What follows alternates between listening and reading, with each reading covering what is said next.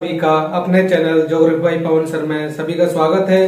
और अब जैसा कि अपने सुचारू रूप से क्लास एनसीईआरटी की चल रही है और आज कक्षा 7 का थर्ड चैप्टर है हमारी बदलती पृथ्वी। तो जो नए बच्चे आए हैं वो कल लाइक और सब्सक्राइब जरूर कर दें और अच्छे से पढ़ें और वीडियो को कंप्लीट देखें क्लास को। तो टाइम वेस्ट किए बिना अपन आगे बढ़ते हैं।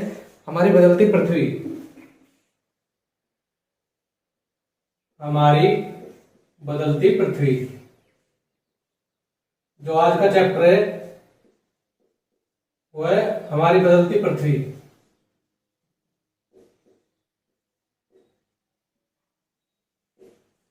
इस चैप्टर के अंदर अपन पढ़ेंगे कि अपनी पृथ्वी है वो अपनी किस रूप में बदल रही है, किस रूप में गतिमान है और क्या क्या परिवर्तन हमें देखने को मिलता है। कुछ परिवर्तन हमें महसूस होते हैं, दिखाई नहीं देते। तो उन सभी के बारे में आज चर्चा करेंगे, हमारी बदलती पृथ्वी के बारे में। तो जैसा कि आपको पता है पिछले चैप्टर में पढ़ा था अपने स्थलमंडल, जो पृथ्वी का ठोस भूभाग है उसको स्थलमंडल कहते हैं। स्थलमंडल, स्थलमंडल अपनी पृथ्वी के बारे में बात कर रहे हैं तो स्टार्टिंग पॉइंट यही होता है कि स्थलमंडल है क्या। जो आपने पिछले चैप्टर में पढ़ा था कि पृथ्वी का स्थलमंडल वो है जो पृथ्वी के ठोस भूभाग है उसको स्थलमंडल बोला गया है। और हमारा स्थलमंडल अनेक प्लेटों में विभाजित है, उनके बारे में आज चर्चा करेंगे। स्थलमंडल प्लेट। अब स्थलमंडल के बारे में तो अपन ने पढ़ रखा है पिछले चैप्टर में भी। आज हम बात करेंगे स्थलमंडल प्लेट, क्योंकि अपना स्थलमंडल है अनेक प्लेटों में विभाजित है। तो स्थलमंडल प्लेट क्या है? स्थलमंडल प्लेट भूभाग या भूप्रकृति का भूप्रकृति की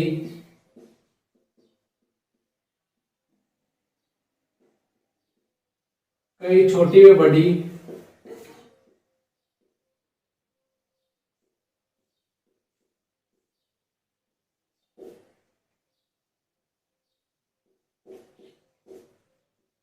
कठोर भूप्रकृति की कई छोटी व बड़ी कठोर असमान आकार की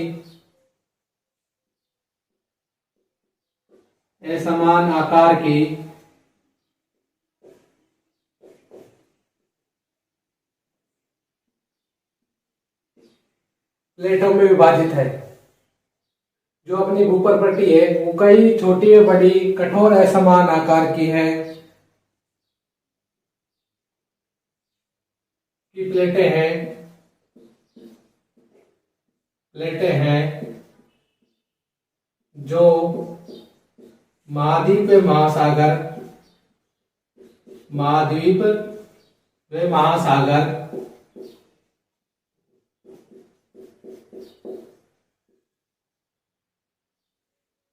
जिस पर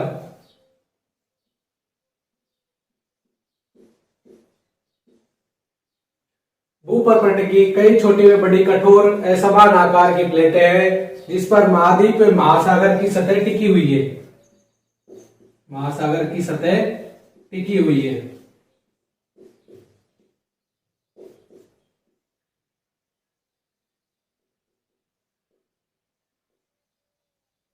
देखो, स्थलमंडल अपने पृथ्वी का ठोस भूभाग है उसको स्थलमंडल बोला गया है। और स्थलमंडल अनेक प्लेटों में विभाजित है। स्थलमंडल प्लेट क्या है? भूप्रकृति की कई छोटी व बड़ी कठोर समान आकार की प्लेटें हैं जिन पर महाद्वीप व महासागर सतह टिकी हुई है।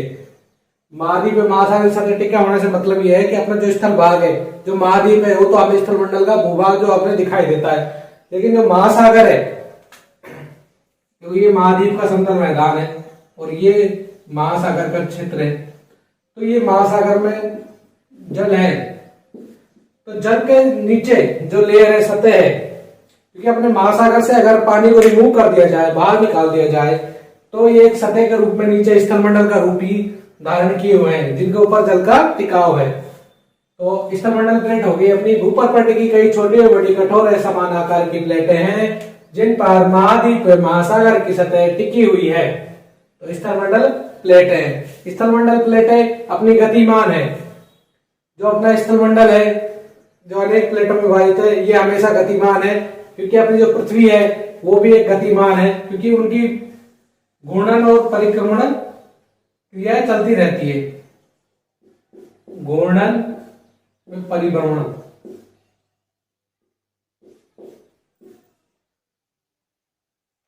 इसको परिक्रमण भी बोलते हैं, क्योंकि अपनी पृथ्वी हमेशा घूर्णन और परिक्रमण गति करती रहती है, तो उसके कारण अपनी जो स्थलमंडलीय प्लेट है वो भी गतिमान रहती है। देखो मैंने पिछले चैप्टर में बताया था कि पृथ्वी के अंदर है जो एक क्रोड है, क्रोड मतलब मैग्मा भरा हुआ है, इसके अंदर मैग्मा भरा हुआ है, मैग्मा। और मैग्मा अत्यधिक ताप व दाब के कारण है, तो ये तरल पदार्थ के रूप में विद्यमान है, तरल पदार्थ के रूप में विद्यमान है। तो ये हमेशा पृथ्वी जो घूर्णन गति करती है तो इनका जो लेयर है ये घूमती रहती है, तो इसके चारों ओर स्थलमंडल की प्लेटें हैं। क्रोड जो मैग्मा है उसके चारों ओर स्थलमंडल की प्लेटें हैं, जो मैग्मा घूर्णन पृथ्वी घूर्णन गति के कारण फैलता रहता है, गतिमान रहता है। उसी गति के कारण स्थलमंडल की प्लेटें भी गतिमान होती है, और स्थलमंडल की प्लेटें गतिमान होती है, इन्हीं के कारण इनमें यह है कि ये वर्ष में लगभग कुछ मिलीमीटर के लगभग ये अपना स्थान चेंज करती है। तो अपनी पृथ्वी इसकी मैग्मा के कारण, क्योंकि अत्यधिक ताप दाब के कारण विरल पदार्थ है, और विरल पदार्थ है ये मैग्मा, तो ये घूर्णन गति के कारण घूमता रहता है और गतिमान रहता है। इसी गतिमान रहने के कारण स्थलमंडलीय प्लेटें भी गति करती है। अब बात करते हैं अपनी स्थलमंडलीय प्लेटें गतिमान रहती है, तो गतिमान का मुख्य कारण क्या है? देखो अपनी जो स्थलमंडल प्लेट है मतलब पृथ्वी है, पृथ्वी के अंदर दो बल कार्य करते हैं, पृथ्वी के अंदर दो बल कार्य करते हैं। एक तो होता है आंतरिक बल, आंतरिक, जिसे अंतर्जनित भी बोला जाता है, अंतर्जनित, आंतरिक या अंतर्जनित, या एक और वर्ड है आपके एक्डोजेनिक, एक्डोजेनिक, ठीक है, एक्डोजेनिक।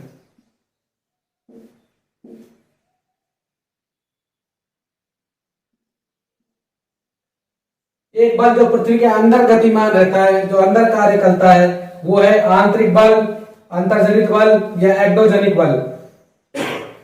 ये एक ही बल है जो अंदर की सतह के अंदर कार्य करता है, पृथ्वी के जो अंदर आंतरिक रूप से कार्य करता है वो ये बल है, आंतरिक बल, अंतर्जनित बल, एक्डोजेनिक बल। इसी के कारण हमें पृथ्वी के अंदर कुछ झटके महसूस होते हैं, कुछ खिंचाव पैदा होता है, जो हमें हलचलें महसूस होती है, वो सब आंतरिक बल के कारण होती है। और दूसरा बल कार्य करता है जो बाहर की ओर है, वो है बहिर्जनित बल, बहिर्जनित बल।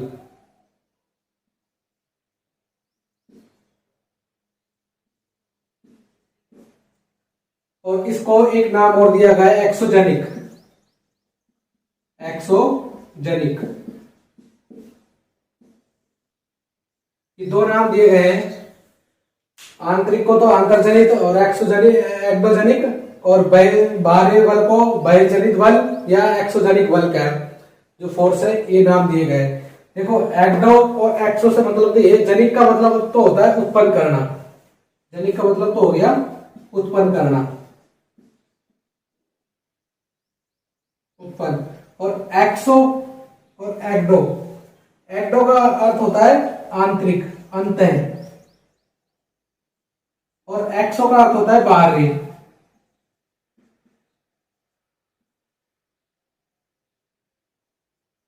ठीक है,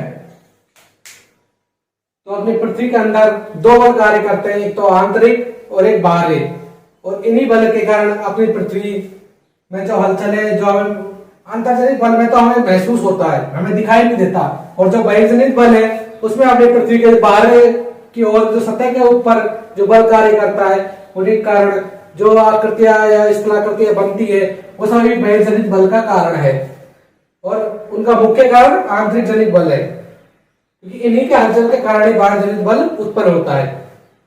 तो अपनी पृथ्वी के दो बल, पृथ्वी के ऊपर दो बल फोर्स कार्य करते हैं, तो आंतर्जनिक बल एक्डोजेनिक और बाह्यजनिक बल, एक्सोजेनिक बल, ये दो मुख्य रूप से कार्य करते हैं। जो इसमें एक गतियों के बारे में लिखा गया है कि पृथ्वी की गतियां दो पार्टों के रूप में है, आंतरजनिक और बाह्यजनिक। ठीक है, अब इसके बारे में अपन विस्तार से पढ़ेंगे, एक्डोजेनिक के बारे में।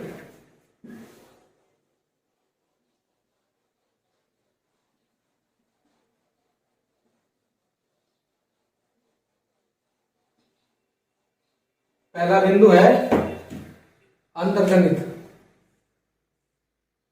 पहला हो गया अंतर्जनित।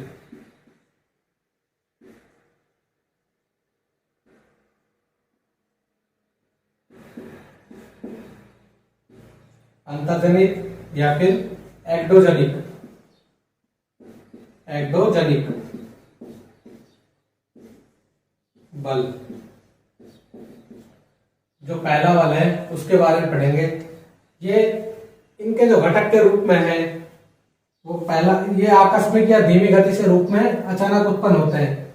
जो अंतर्जनिक बल है वो आंतरिक रूप से बल है, और आंतरिक रूप से बल पृथ्वी के अंदर कार्य करेंगे, और पृथ्वी के अंदर कार्य करते हैं तो इनका दो रूपों में होता है। एक तो आकस्मिक होता है, आकस्मिक मतलब अचानक, और कुछ धीमी गति से भी होता है आकस्मिक, और कुछ होता है धीमी गति से। और दूसरा कार्य करता है इसमें पटल विरूपण। पटल विरूपण,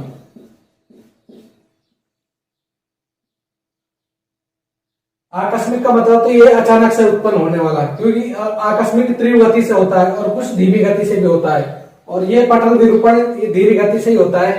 ठीक है, आकस्मिक में आता है ज्वालामुखी,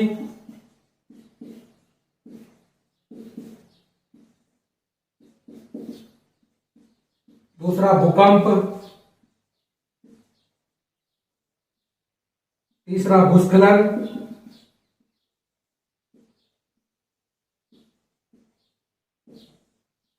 तो ये तीन रूप में, घटक के रूप में कार्य करता है अंतर्जनित बल।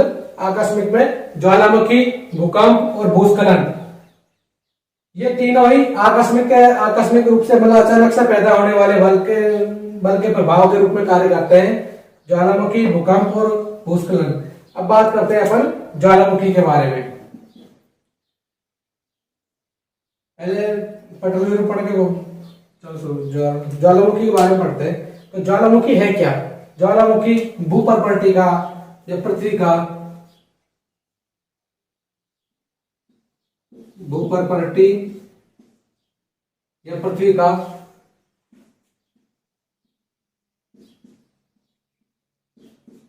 वह खुला हुआ छिद्र है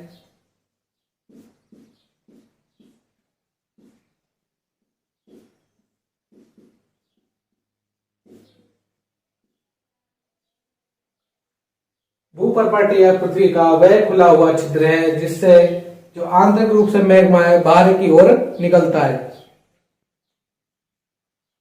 ज्वालामुखी भूपर्पणटी पृथ्वी का वह खुला हुआ छिद्र है जिस पर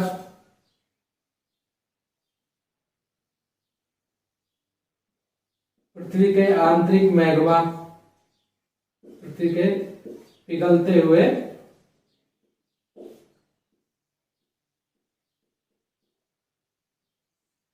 पदार्थ बाहर निकलते हैं।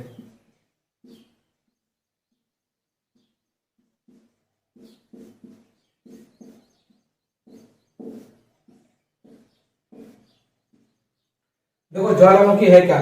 भूपर्पणटी या पृथ्वी का वह खुला हुआ छिद्र जो पृथ्वी के पिघलते हुए, जो पृथ्वी के आंतरिक भाग में, पृथ्वी के आंतरिक भाग में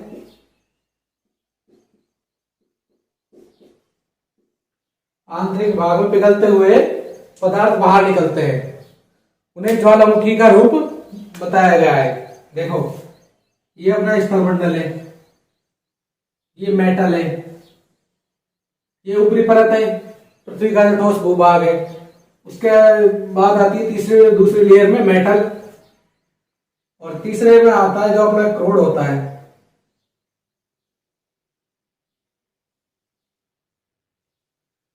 क्रोड के रूप में होता है। ये ज्वालामुखी विस्फोट के रूप में होता है। तो ये पृथ्वी का जो पर्वत का रूप ले लेता है यहाँ पे।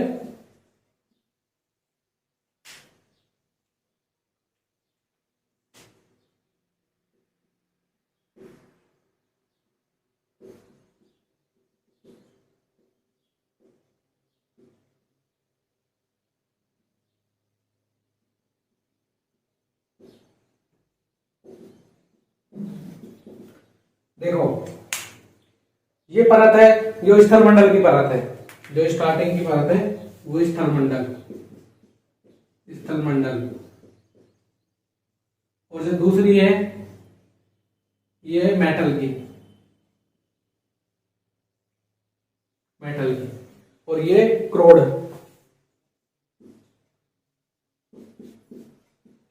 क्रोड या मैग्मा जिसको बोलते हैं। तो पृथ्वी के आंतरिक भाग में जो तरल पदार्थ भरे हुए होते हैं, जो क्रोड के रूप में होते हैं, मैग्मा के रूप में होते हैं, जो जमा होते हैं, वो जब पृथ्वी के जब तीव्र ताप को या दाब लगती है तो ये ऊपर की ओर निकलते हैं और ऊपर की ओर उठते हैं। तो ये पृथ्वी के जो कमजोर भाग होता है उस पर विस्फोट करके खुला हुआ छिद्र के रूप में बाहर निकलते हैं। तो ये जो ऊपर से गैस गैस और राख के रूप में बाहर निकलता है और जो मैग्मा निकलता है वो लावा के रूप में जम जाता है।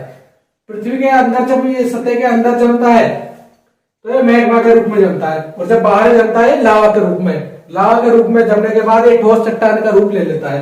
तो ज्वालामुखी पृथ्वी का वह खुला हुआ छिद्र है जो पृथ्वी के अंदर आंतरिक भाग में पिघलते हुए मैग्मा या पिघलते हुए पदार्थों को बाहर की ओर निकालता है। तो ये खुला हुआ छिद्र है। तो ये जो लावा है लावा के रूप में जम जाता है और चट्टान का रूप ले लेता है। ये आंतरिक रूप से भी जम जाता है, आंतरिक रूप से भी और बाहरी रूप से भी। ठीक है, ये है ज्वालामुखी। ज्वालामुखी हो गया भू प्रॉपर्टी है पृथ्वी का वह खुला हुआ छिद्र जो पृथ्वी के पिघलते हुए पदार्थ को बाहर निकालते हैं। ठीक है, अब बात करते हैं भूकंप की। दूसरा बिंदु आता है अपना भूकंप। भूकंप के बारे में आपने पहले भी सुना होगा। भूकंप पृथ्वी के आंतरिक भाग में जो हलचलें चलती है, जो कंपन होता है, वो सब भूकंप के अंदर आता है। पृथ्वी के अंदर, पृथ्वी एक स्थलमंडल का रूप है। स्थलमंडल के आंतरिक भाग में स्थलमंडल प्लेटें हैं। स्थलमंडल प्लेटों के नीचे मैग्मा या क्रोड के रूप में मैग्मा भरा हुआ है। जब मैग्मा या क्रोड गतिमान होता है तो प्लेटें गतिमान होने लगती है, और प्लेटें गतिमान होने लगती है तो उनके कारण टकराव या खिंचाव के कारण कंपन पैदा होता है। और जो हलचल या कंपन पैदा होता है वो पृथ्वी की सतह के ऊपर महसूस होते हैं और वही भूकंप कहलाते हैं। पृथ्वी के आंतरिक भागों में जो हलचल या कंपन पैदा होता है वो कहलाता है भूकंप। पृथ्वी के आंतरिक भाग में जो स्थलमंडलीय प्लेटों के आंतरिक भाग में जो स्थलमंडलीय प्लेटों से गतिमान होने के कारण जो कंपन पैदा होता है वो भूकंप कहलाता है। अब भूकंप जिससे नापते हैं, भूकंप पृथ्वी के आंतरिक भाग में, पृथ्वी के आंतरिक भाग में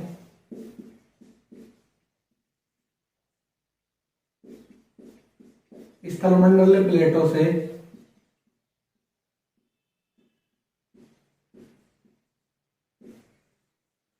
स्थलमंडलीय प्लेटों से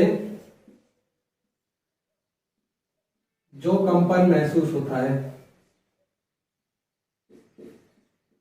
जो कंपन होता है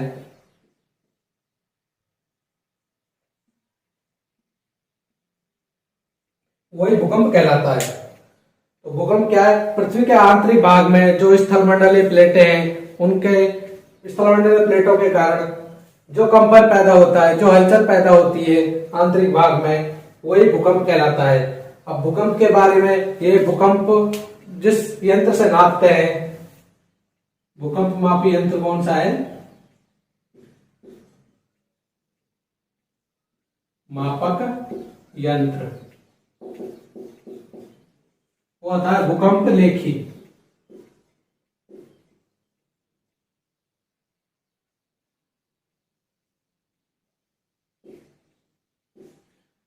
भूकंप लेखी।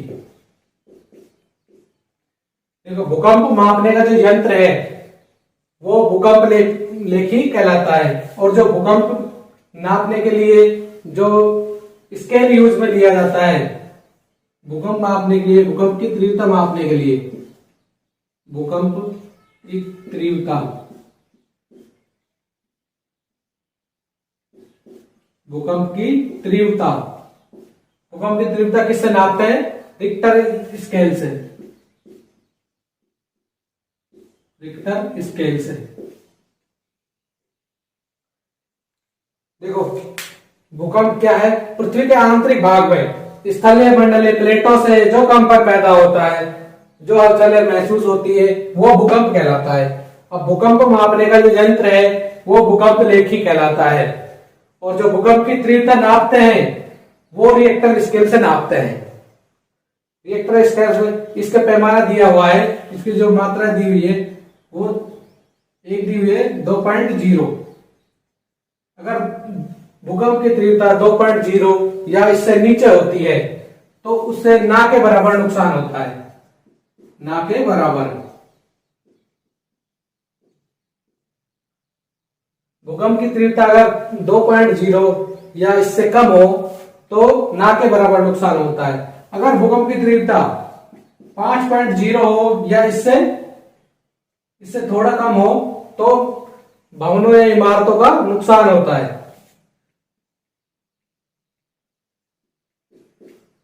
भवनों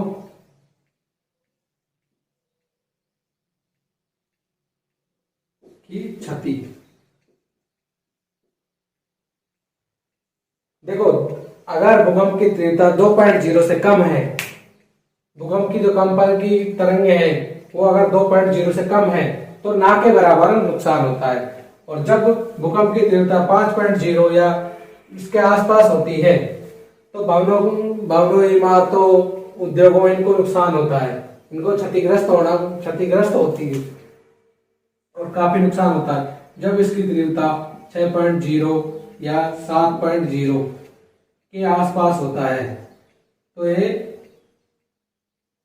तीव्र रूप में होता है, मतलब भयंकर रूप में, और भयंकर रूप में होगा तो जान मान की हानि अत्यधिक होगी।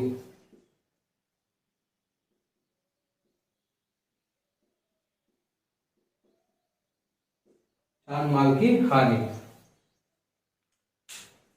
भूकंप की तीव्रता रिएक्टर स्केल में मापते हैं, और अगर 2.0 के आसपास हो या इससे नीचे हो तीव्रता तो ना के बराबर नुकसान होता है। अगर तीव्रता 5.0 या इसके आसपास हो तो भवनों की क्षति होती है। अगर इसकी तीव्रता 6.0 या 7.0 के आसपास हो तो तीव्र जान माल की हानि होती है, भयंकर रूप में कंपन पैदा होती है, जिसके कारण भूमंडल में अनेकों विस्फोट वगैरह होते हैं, अनेकों चट्टानों का स्खलन हो जाता है, और जो अपने आसपास के परिवेश है उसमें इमारतों, भवनों, उद्योग धंधों, जो अपने सामाजिक परिवेश है उनको अत्यधिक नुकसान झेलना पड़ता है। तो भूकंप की कोई भविष्यवाणी की नहीं जा सकती, क्योंकि भूकंप के आंतरिक भाग में स्थलीय प्लेटों से जो कंपन पैदा होता है उसके कारण भूकंप आता है। और भूकंप ये अपना स्थलमंडल है, ये अपना स्थलमंडल है, स्थलमंडल की परत है। भूकंप यहां से स्टार्ट हुआ, भूकंप यहां से स्टार्ट हुआ, जहां से स्टार्टिंग बिंदु, जहां से भूमंडलीय प्लेटों का कंपन स्टार्ट होता है, जहां से इसका सबसे पहले प्रारंभ होता है, जिस कंपन का तरंगों का, क्योंकि ये तरंगे जो आंतरिक भाग से बाहर की ओर उठती है, क्योंकि ये तरंगे पृथ्वी के स्थलमंडलीय भाग से बाहर की ओर तरंगों का प्रवाहित होती है। तो ये तरंगे जहां से स्टार्ट होती है उसको बोला जाता है उद्गम केंद्र, उद्गम केंद्र। भूकंप जहां से स्टार्ट होता है उसको बोला जाता है उद्गम केंद्र। जो पृथ्वी के आंतरिक भाग में जहां से भूकंपीय तरंगों का स्टार्टिंग पॉइंट होता है उसको तो उद्गम केंद्र बोला जाता है। देखो उद्गम केंद्र से मतलब है, उद्गम मतलब जहां से उत्पन्न हो रही है, तो जहां से उत्पन्न हो रही है उसे उत्गम केंद्र कहा गया है। भूकंप का उद्गम केंद्र जो पृथ्वी के आंतरिक भाग में होगा, जो पृथ्वी का आंतरिक भाग में होगा, तो इसका जो सबसे नजदीकी पॉइंट होगा पृथ्वी की सतह से, उद्गम केंद्र का पृथ्वी की सतह से जो सबसे नजदीक पॉइंट होगा उसे अधिकेंद्र बोला जाएगा। उसे क्या बोला जाएगा? अधिकेंद्र।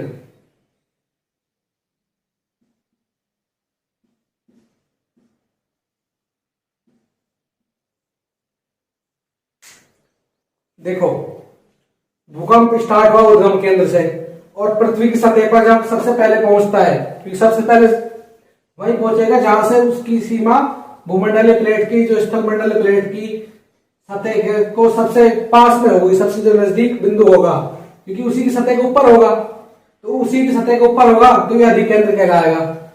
अधिकेंद्र कहलाएगा तो यहीं पे ही सतह पर सबसे पहले जो महसूस होगा, जो तरंगे स्टार्ट होगी वो अधिकेंद्र से स्टार्ट होगी।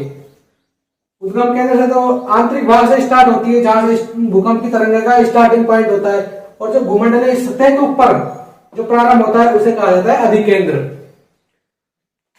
और यहाँ पे सबसे ज्यादा तीव्र नुकसान होता है, सर्वाधिक जो नुकसान होता है वो अधिकेंद्र के पास होता है, और जैसे जैसे इसकी दूरी बढ़ती जाएगी और नुकसान भी कम होता चल जाएगा।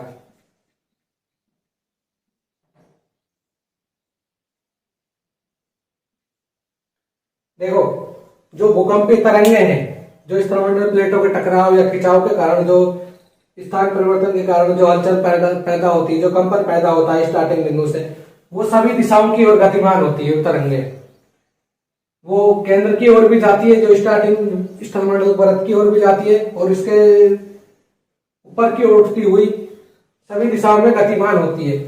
जो अधिकेंद्र के सबसे पास होगा उसके ऊपर नुकसान का प्रभाव अत्यधिक होगा, और जैसे जैसे अधिकेंद्र से दूरी बढ़ती जाएगी वैसे वैसे कंपन की तीव्रता भी कम होती जाएगी और नुकसान की मात्रा भी कम होती जाएगी। तो उद्गम जहां से भूकंप स्टार्ट होता है आंतरिक भाग से, जहां स्थलमंडल पर सबसे पहले महसूस होता है वो अधिकेंद्र कहलाता है, और जैसे जैसे अधिकेंद्र से दूरी बढ़ती जाएगी वैसे वैसे इसकी तीव्रता भी कम होती जाएगी, और तीव्रता कम होगी तो नुकसान की मात्रा भी कम होती जाएगी। अब बात करते हैं भूस्खलन की। भूस्खलन, देखो ये ज्यादातर आता रहता है भूकंप यंत्र, भूकंप लेखी, और भूकंप की जो तीव्रता है वो रिएक्टर स्केल से, इसकी तीव्रता का पैमाना बताया गया है। अपने जो पहले भूकंप, जो भीषण भूकंप आया हुआ है वो आया था 26 जनवरी 2001 भुज शहर में।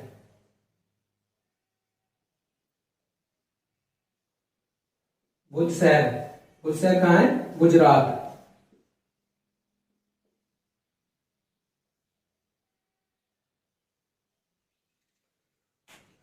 छब्बीस जनवरी 2001 को भुज शहर में गुजरात में भूकंप आया था तीव्र गति से, जिसकी जो मापक है वो 6.9 के आसपास तीव्रता थी उसकी।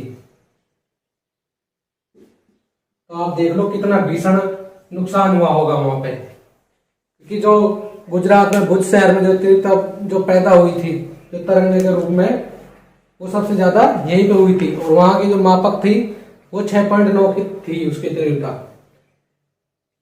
और भूकंपीय तरंगों को 3 भागों में बांटा गया है। प्रारंभिक तरंगे, जिसे पी तरंगे के रूप में बोला गया है, एस तरंगे और एल तरंगे, अनुदैर्घ्य, अनुप्रस्थ और पृष्ठीय तरंगे। इसके बारे में आगे चैप्टर आएगा, उसमें विस्तार से दे रखा है, वहां पे वो पढ़ा देंगे। अब बात करते हैं तीसरा बिंदु, भूस्खलन। भूस्खलन क्या है? भूस्खलन देखो, इसका पहला ही भू से वर्ड से यूज पता लग रहा होगा, जो स्थलमंडल के बारे में बात कर रहा है, क्योंकि भू मतलब पृथ्वी, तो पृथ्वी के बारे में बात कर रहा है। स्खलन मतलब खिसकना, तो भूमि का, स्थलमंडलीय परत का जो एक भाग से खिंचाव पैदा होता है, मतलब खिसकना, दूरी बढ़ती जाती है। जब किसी परत का या किसी चट्टान का या पर्वत का, पठार का या मैदान का, जब एक भाग से भूमि का खिंचाव पैदा होता है, धंसना पैदा होता है, एक भाग से अलग होना पैदा होता है। मिट्टी का जो भूमि का है वो स्थलमंडल का खिंचाव पैदा होता है, तो वही भूस्खलन का रूप दिया गया है, उसे ही भूस्खलन बोला जाता है। पृथ्वी का जो स्थलमंडल है उनका दूरी में बढ़ना, खिंचाव पैदा होना, खिसकना, ये सभी भूस्खलन का रूप है। तो अपने 3 बिंदु कंप्लीट हो गए, ज्वालामुखी, भूकंप और भूस्खलन। अब बात करते हैं पटल विरूपण का। पटल विरूपण से मतलब ये है कि स्टार्टिंग में होता क्या है, स्टार्टिंग में पर्वत होता है,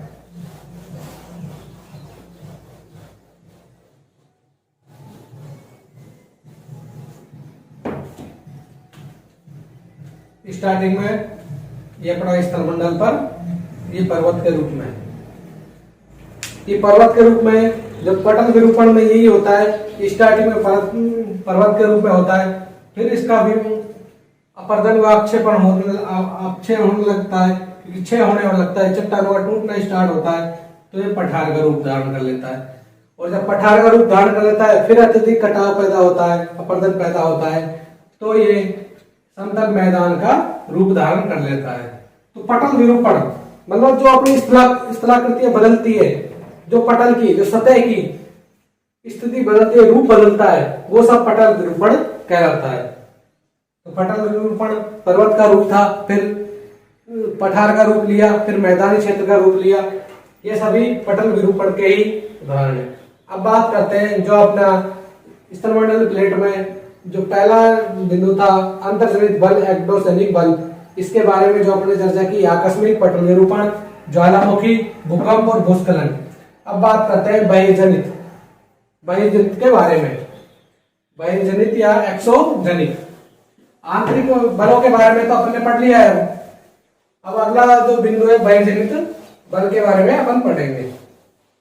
ये जो बिंदु दिए गए हैं, जो चैप्टरों के नाम दिए गए हैं, वो सभी यूपीएससी या एसएससी सीजीएल में एक टॉपिक के रूप में बताए गए हैं। तो ये छोटी छोटी चीजें ही आगे जाकर परेशानी का सामना करना पड़ता है इन्हीं चीजों से।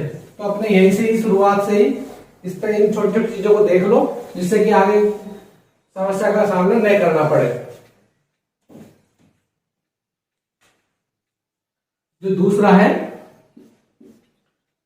वह है बहिर्जनित, बहिर्जनित, बहिर्जनित या एक्सोजनिक।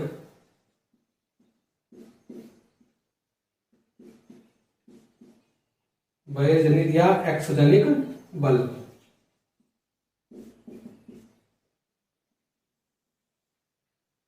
जो दूसरा बल है वो बहिर्जनित या एक्सोजनिक बल है। ये अपनी पृथ्वी के बाहरी रूप में विद्यमान होता है, जो अपनी पृथ्वी के ऊपर जो बाहर हमें दिखाई देता है, वो सभी बहिर्जनित या एक्सोजनिक बल कहलाते हैं। जो अपनी सतह है, स्थलमंडल की परत है, स्थलमंडल की परतों के ऊपर जो हमें बाहरी रूप से दिखाई देता है, बाहरी रूप से दिखाई देना मतलब जैसे स्थलमंडल के प्लेट, स्थलमंडल है, पर्वत है, पठार है, नदियां हैं, जलाशय है, बालू के टीले हैं, समुद्री चट्टाने हैं, ये सभी बहिर्जनित बल के कारण होते हैं। और इनमें इन्हीं के रूप में पढ़ेंगे। जब पहला आता है, इनका जो मुख्य कारण है कि बहिर्जनित और ये बहिर्जनित एक्सोजनिक बल कार्य किस रूप में करता है, तो ये कार्य करता है, जो मुख्य रूप से कार्य करता है वो करता है अपर्दन,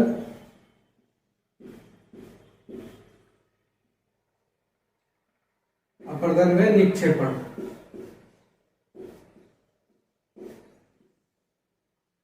अपर्दन में निक्षेपण। देखो, अपर्दन से तात्पर्य है जो अपनी पृथ्वी है उसके ऊपर हवा, जल, हिम, इनके कारण जो मिट्टी का कटाव होता है, मिट्टी, कंकड़, जीवाश्मों का कटाव होता है, हिमालयों का कटाव होता है, वो सभी अपर्दन का कारण होता है, क्योंकि उनका जो कटाव होना ही अपर्दन कहलाता है। और निक्षेपण, शहर का टूटना ही निक्षेपण कहा गया है। देखो, शहर मतलब चट्टानों का टूटना, निक्षेपण मतलब क्षय होना। क्षयवण मतलब टूटना, जो शैल का टूटना है वो निक्षेपण कहलाता है। और अपरदन जो टूटा हुआ है इसका वायु, जल और नदी और हिमानी, वायु, जल, हिमानी, इनके कारण अपरदन स्टार्ट होता है, मतलब कटाव पैदा होता है। मिट्टी का कटाव होता है, बर्फ की हिमानी से कटाव पैदा होता है, जल से पैदा होता है, वो सभी अपरदन के कारण है। अब इन्हीं के कारण जो घटक के रूप में है वो आता है पहला बहता हुआ जल। बहता हुआ जल, इनके बारे में हम चर्चा करेंगे। दूसरा है वायु के द्वारा।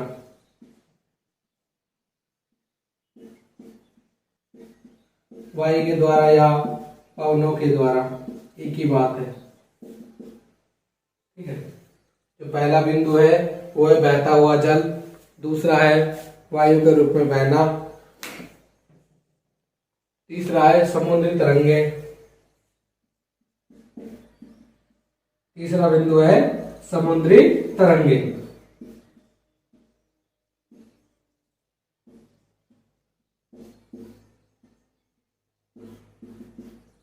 ठीक है, पहला बिंदु बहता हुआ जल हो गया, दूसरा हो गया वायु के द्वारा पवने, जो तीसरा है समुद्री तरंगे के रूप में, और चौथा है जो हिमनद के रूप में, हिमनद के रूप में। देखो पहले पढ़ा था अपन ने अंतर्जनिक एक्टोजनिक बल, और अब पढ़ेंगे बहिर्जनित बल। बहिर्जनित में बल में एक्सोजनिक बल, जो एक्सोजनिक बल है इनके कारण स्थलाकृतियां बनती है, और स्थलाकृतियां बनने के कारण क्या होता है, बहता हुआ जल वायु के द्वारा, समुद्री तरंगों के द्वारा, हिमनद के द्वारा। ठीक है, तो अब बात करते हैं मुख्य स्थलाकृतियां। मुख्य स्थलाकृतियों का निर्माण बहता हुआ जल या वायु के द्वारा, पवनों के द्वारा जो कटाव पैदा होता है उनके द्वारा जो आकृतियां शेप वगैरह बनती है, जो स्थलाकृतियां बनती है, समुद्री तरंगों के कारण बनती है, हिमनद के कारण, कटाव के कारण होती है। तो ये सभी चार घटकों के कारण ही मुख्य स्थलाकृतियों का निर्माण होता है। अब पहला बिंदु है अपना बहता हुआ जल। अब इसके बारे में अपन चर्चा करेंगे। बहता हुआ जल से तात्पर्य जो नदियों का जल होता है वो बहता हुआ जल के रूप में ही होता है, कि जो नदी है वो बहती हुई है। ठीक है, जब कोई नदी किसी ढाल से नीचे की ओर गिरती है, नीचे की ओर गिरती है, जब कोई नदी बहती हुई नीचे की ओर गिरेगी ढाल से, तो एक खड्डे के रूप में गर्त बनाएगी। ठीक है, खड्डे के रूप में गर्त बनाएगी, और यहाँ पे जल का एक खड्डा का रूप में बन जाता है। जब कोई नदी स्थल मंडल से ढाल के रूप में जल का रिसाव करती है, जल को छोड़ती है, तो नीचे परपटी में वो एक गर्त का रूप धारण कर लेती है, एक खड्डे का रूप धारण कर लेती है, क्योंकि यहाँ पे जल के कटाव के कारण एक खड्डा या गर्त का रूप बन जाता है, और ये खड्डा या गर्त का रूप ही जलाशय कहलाता है। फिर इन्हीं को क्या बोला जाता है, जलाशय।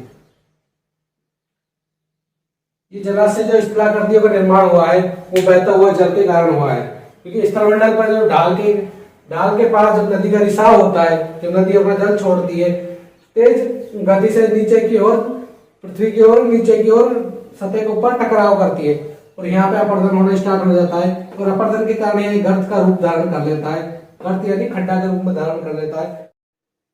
जब नदी अपना जल लेके आती है तो ढाल की साइड गर्त का रूप धारण कर लेती है, और गर्त की वजह से जलाशय का निर्माण होता है। तो ये अपने स्थलाकृतियों का रूप धारण कर लेती है। जब बहता हुआ जल ढाल की ओर से जल को प्रवाहित करता है, जल प्रवाहित करने के बाद यहाँ एक गर्त का रूप धारण कर लेती है, और गर्त का रूप धारण करने के बाद जलाशय का निर्माण करती है। तो इस प्रकार ये स्थलाकृतियों का जन्म होता है, जलाशयों का। जो बहता हुआ नदी है, जो नदी विसर्पाकार में बहती है, अपनी नदी है जो मैदानी क्षेत्रों में विसर्पाकार के रूप में बहती है, विसर्पाकार के रूप में बहती है, तो ये विसर्पाकार में जब मिट्टी का जमाव होता है, ये मिट्टी का जमाव होता है। मिट्टी का जमाव होता है तो जब नदी का वेग तीव्र होता है, मतलब तेज होता है नदी का वेग, तो नदी का वेग तेज होने के कारण यहाँ से मिट्टी का कटाव स्टार्ट हो जाता है। और मिट्टी का कटाव स्टार्ट होने के बाद यहाँ जो मिट्टी रहती है वो आगे की ओर जमा होने लग जाती है। जैसे मिट्टी यहाँ से कट के यहाँ आई, यहाँ से कट के फिर यहाँ पे जमा होने लग गई। और यहाँ पे जमा होने के बाद जब उसका वेग कम होता है तो ये अपना स्थान बदल देती है और इधर से प्रवाहित होने लग जाती है। नदी अपना स्थान परिवर्तन कर लेता है। इधर से नदी अपना जल मिट्टी का कटाव के बाद यहाँ से अपरदन होने के बाद नदी यहाँ से बहने लगती है। तो नदी बहने के बाद ये जो क्षेत्र पड़ता है, जो अवसाद के रूप में मिट्टी कंकड़ वगैरह जमा किया था नदी ने, तो ये जो क्षेत्र पड़ता है यहाँ पे अवसाद के रूप में जमा हो जाता है और यहाँ पे एक झील का निर्माण हो जाता है। क्योंकि यहाँ गैप हो जाता है, तो गैप होने के बाद नदी का जल यहाँ से प्रवाहित होने लग गया। अब ये गैप बच गया, ये गैप बच गया तो एक झील का रूप में धारण कर लेता है, जिसे चाप झील बोला जाता है। चाप झील, चाप झील, इस प्रकार चाप झील का निर्माण होता है। और जब नदी अपने विकराल रूप धारण करती है, जब नदी अपना विकराल रूप धारण करती है तो जो एक इसका मैदान होता है, जो इसका नदी का प्रवाहित करने का स्थान होता है, ये अपना स्थान प्रवाहित के टाइम चेंज कर लेती है और इस तटों से बाहर की ओर बाढ़ का रूप धारण कर लेती है। और बाढ़ का रूप धारण करने के बाद ये दोनों ओर से इसका प्रवाहित होने लगता है जल, अपने क्षेत्र से आगे की ओर प्रवाहित कर रहा है। बाढ़ के क्षेत्र के रूप में, बाढ़ के क्षेत्र के रूप में नदी का वेग होने स्टार्ट हो जाता है। बाढ़ का रूप धारण करती है जब नदी, तो अपने साथ जो मिट्टी कंकड़ जीवाश्म वगैरह जो भी इकट्ठा किया था इन्होंने अवसाद के रूप में, वो सारा तट के क्षेत्र के ऊपर अवसाद के रूप में जमा कर देती है। जो उपजाऊ मिट्टी के रूप में कटाव करके लाई थी नदी, वो सारा मैं इस क्षेत्र में, स्थलीय क्षेत्र में प्रवाहित कर देती है। और यह प्रवाहित होने के बाद जब नदी का वेग कम होता है, धीमा होता है, तो ये पुनः अपने स्थान की ओर बहने लगती है। और जो ये क्षेत्र है ये मैदान का रूप धारण कर लेता है, जो उपजाऊ मिट्टी के रूप में काम आता है, मैदान का रूप धारण कर लेता है, उपजाऊ मैदान के रूप में। ठीक है, उपजाऊ मैदान के रूप में रूप धारण कर लेता है, तो ये नदी का ये क्षेत्र बन जाता है। जब नदी महासागर में प्रवाहित होती है, जब नदी अपना जल महासागर में प्रवाहित करती है, तो वहां पे उसका वेग बहुत कम हो जाता है, धीमा हो जाता है नदी का वेग। और नदी का वेग धीमा होने के कारण वेग वितरिकाओं के रूप में बढ़ जाती है, नदी वितरिकाओं के रूप में बढ़ जाती है। वितरिकाओं से हास्य है कि इनका पार्टीशन हो जाता है, नदी का कई रूपों में बहने लग जाती है। क्योंकि अगर तीव्र वेग होगा, अधिक वेग होगा, तो अपने स्थान की ओर बहेगी, अपना एक स्थान रहेगा। और जब समुद्र में नदी अपना जल प्रवाहित करती है, तो वहां पे इसका वेग कम हो जाता है नदी का, और यहाँ पे धीमे क्षेत्र के रूप में धीमी गति से बहती है। और ये अवसाद जो जमा करके लेकर आई थी, वो यहीं पे जमा करना स्टार्ट कर देती है। महासागर के पास अपना जमाव स्टार्ट कर देती है अवसाद का।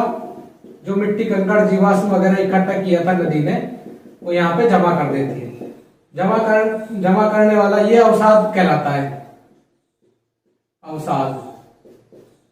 और अवसाद को ही जब नदी के मुहाने के ऊपर इकट्ठा करती है, तो इसे ही डेल्टा का रूप माना गया है, डेल्टा। तो डेल्टा हो गया जो नदी अपने साथ अवसाद के रूप में इकट्ठा करके लाई थी, जो अपने वितरिकाओं के रूप में यहाँ पे अवसाद जमा कर देती है मुहाने के तट पर, तो उन्हें डेल्टा कहा जाता है। और जिस प्रकार अपने गंगा और ब्रह्मपुत्र नदी डेल्टा का निर्माण करती है, और सुंदरवन डेल्टा सबसे बड़ा क्षेत्र है, सुंदरवन डेल्टा।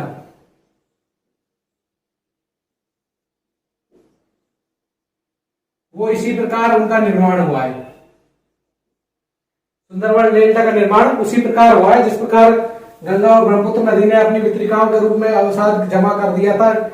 जो जीवाश्म मिट्टी कंकड़ जो भी इकट्ठा किया था वो सात ग्रुप में जमा कर दिया, वही डेल्टा का रूप धारण कर लिया और उसी को ही सुंदरवन डेल्टा कहा जाता है। अब बात करते हैं अपन वायु के द्वारा बहता हुआ जल के बारे में। जीवाश्म जलाशय के रूप में था, नदी का बहाव के रूप में विसर्पाकार, चाप, झील। और जो जलाशय हैं, सबसे बड़ा जलाशय दक्षिणी अमेरिका में सबसे बड़ा जलप्रपात के रूप में भी निर्माण करती है। जलप्रपात दक्षिणी अमेरिका में है वेनेजुएला का एंजल। वेनेजुएला का एंजल जलप्रपात,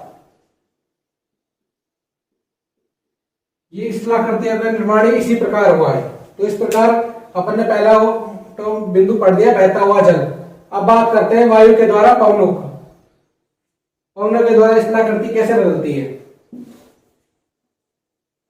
पवनों के द्वारा स्थलाकृतियों का रूपांतरण होता है, उसके बारे में अपन पढ़ेंगे। ये अपन चर्चा कर रहे हैं वायुजनिक बल के घटक के रूप में, जो जो अपर्दन और निक्षेपण का रूप धारण किया है, उसी प्रकार अपन इनके बारे में पढ़ रहे हैं। अब बात करते हैं वायु के द्वारा पवनों का रूपांतरण। तो वायु के द्वारा मिट्टी कंकड़ इनका अपरदन होता है और मिट्टी कंकड़ अपने क्षेत्र से दूसरे क्षेत्र में, दूर क्षेत्र में फैला देती है, जिससे बालू का स्तूपों के रूप में निर्माण होता है, बालू का टीला के रूप में। जो मिट्टी कंकड़ है वो एक स्थान से मिट्टी पवनों के द्वारा, त्रिवेग के द्वारा यहाँ से कटाव स्टार्ट कर देती है। शिखर की साइड कम कटाव होता है और जो नीचे की ओर होता है उसका ज्यादा कटाव होता है, और वो दूर बहाकर ले जाती है और वहां पे एक बड़े क्षेत्र में उसका विस्तार कर देती है, जिसे लोयस कहा जाता है। लोअस कहा जाता है। और ये बालू का टिब्बा के अपरदन का रूप धारण करकर बालू का टिब्बा का रूप धारण करती है वायु के द्वारा। अब बात करते हैं समुद्री पवने। आपने देखा होगा कि समुद्र के पास चट्टानों का रूप, चट्टाने भी काफी वहां पे मिलती है, मुहाने के पास। तो वहां पे चट्टाने जो मिलती है,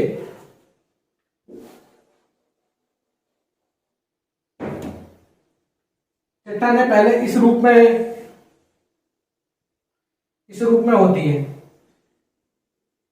और ये जल भरा होता है। जल का तीव्र तरंगे आती है, उच्च वेग से जब तरंगे आती है तो एक यहाँ पे दरार का रूप धारण कर लेती है, और दरार का रूप धारण करने के बाद यहाँ एक क्षेत्र का निर्माण करती है, गुफा के आकार का, जिसे समुद्र गुफा बोला जाता है। समुद्र गुफा कहा जाता है। उसके बाद जब और उच्च वेग से आती है तो यह एक छिद्र का रूप धारण कर लेती है, जिसे समुद्र से मेहराब तटीय बोला जाता है। एक छिद्र के रूप में धारण कर लेती है जब उच्च वेग से आती है, तो जिसे